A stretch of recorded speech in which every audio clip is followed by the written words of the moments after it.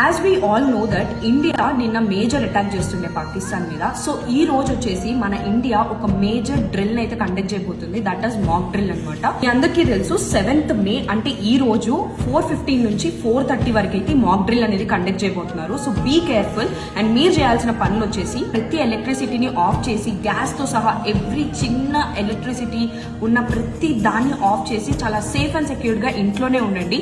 And almost ఒకవేళ మీరు బయట ఉన్నట్లయితే మాక్సిమం ఏదైనా బిల్డింగ్స్ లోపలికి కానీ వెళ్ళిపోయి మిమ్మల్ని మీరు హైడ్ చేసుకోవడానికి ట్రై చేయండి. ఇది ఎవరిని పానిక్ చేయడానికి అయితే కాదు, మిమ్మల్ని మీరు ప్రిపేర్ చేసుకోవడం కోసం.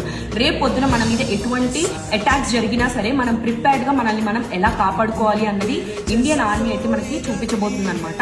అందరూ చూసే ఉంటారు, కొన్ని ఫిలిమ్స్ లో మనకు ఆల్రెడీ చూపించినారు. మనం ఇక్కడున్నాం అక్కడున్నామని మీడియా చూపించడం వల్లనే మనకి చాలా అటాక్స్ అనేవి వాళ్ళు క్లియర్ గా వీడియోలో చూసి లైవ్ లో మన మీద అటాక్స్ అనేవి చేశారు. In the same way A influencer అయినా సరే, ఎవరైనా సరే అడ్డదిడ్డంగా బయట మన జడ్స్ కనిపించినా సరే ఇవి అని చెప్పేసి, ఇక్కడ ఉంది అని చెప్పేసి లైవ్ వీడియోలు చేయటాలు, మీరు వీడియోని చూసి ఒక ఇష్టం వచ్చినట్టు రాంగ్ ఇన్ఫర్మేషన్ స్ప్రెడ్ చేయడాలు, ఇలాంటివి ఏం చేయకండి. So be a responsible Indian citizen. So I hope so మీ అందరూ కూడా ఇన్ఫర్మేషన్ పాస్ చేస్తారని అనుకుంటున్నాను.